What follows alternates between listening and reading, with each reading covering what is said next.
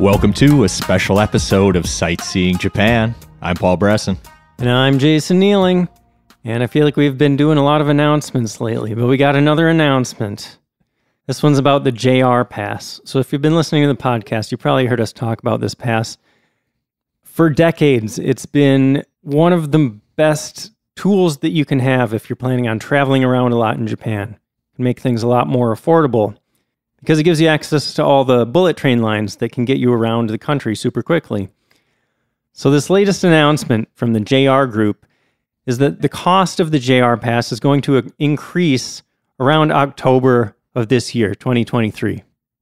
Depending on which specific pass you want to get, the length of the pass, or whether you want the green cars, the really fancy kind of first-class ones, the prices are rising between 65 to 77%.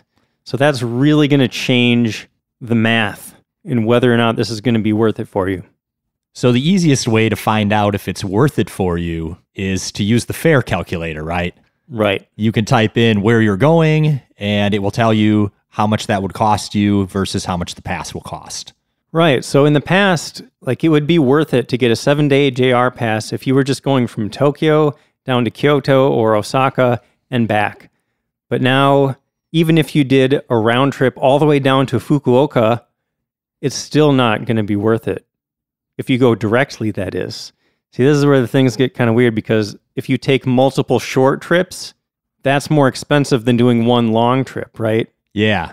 So you really want to check out that fare calculator, do the math. I'll put links to our JR affiliate website and the fare calculator in the show notes for this episode.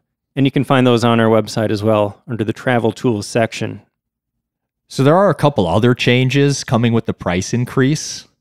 So one change is that you will now have access with the pass for the Nozomi and Mizuho Shinkansen trains. Those are the very fastest ones. But you will have to pay a little bit extra to get on those.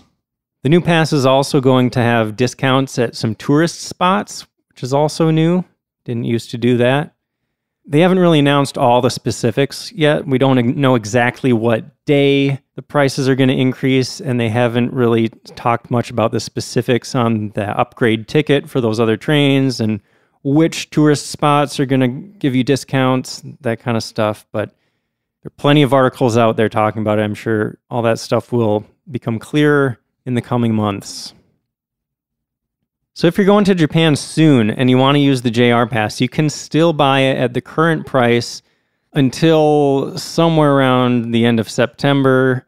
And there are kind of some interesting rules around the JR Pass that you also want to keep in mind. So basically, when you buy the pass, you get this exchange voucher. And when you get to Japan, you're actually going to exchange that at a JR office for the actual pass. You have 3 months after you purchase the exchange voucher to exchange that for the pass. And then on that day when you activate it, you can choose a start date up to 30 days in the future.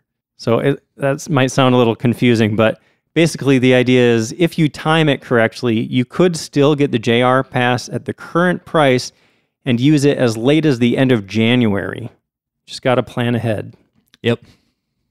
So I was curious as to why such a big price increase all of a sudden comes. Yeah, what's going on? Well, I found out that the regular fares for the JR network trains are going to go up.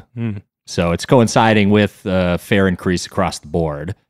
The yen is weak right now, and since it's marketed to foreigners, maybe they're looking for, or they lost some money with the exchange rate. I think that's a factor.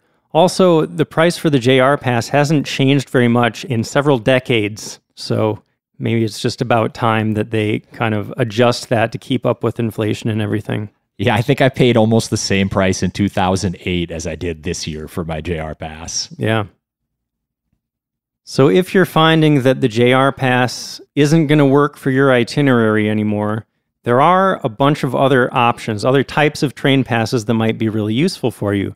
They call these regional passes, and there are a bunch of different types for different parts of the country, and they all kind of have different details, like they give you access to different types of things. Maybe in one region it gives you access to all the buses and all the JR trains. and a few other specific things. Sometimes there are discounts packaged in as well. It really depends on which region. But again, if you go to our website, sightseeingjapanpodcast.com, check out the travel tools page. We have a link right there where you can check out all of those regional passes, get all the details.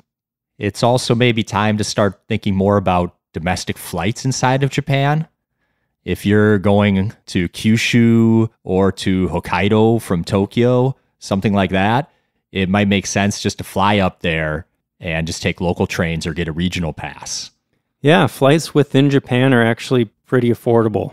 Yeah. At least compared to like flights within the US. I mean, the US is much bigger than Japan, of course, but yeah, I got my flight to Kagoshima for I think $205 from Tokyo. And that saved me like a 10 plus hour Shinkansen ride if I would have went straight down there. Yeah.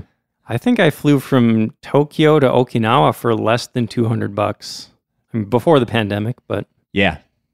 So again, check out the travel tools section of our website to find links to all this stuff. We got the JR Pass, the regional passes, the fare calculator. I'll also put those links in the show notes for this episode. And this is just the perfect reason to convince all of us that we have to go back to Japan by the end of the year. Sounds good to me. Time to plan a December trip, Jason? Take advantage of the JR Pass one last time? We pretty much have to.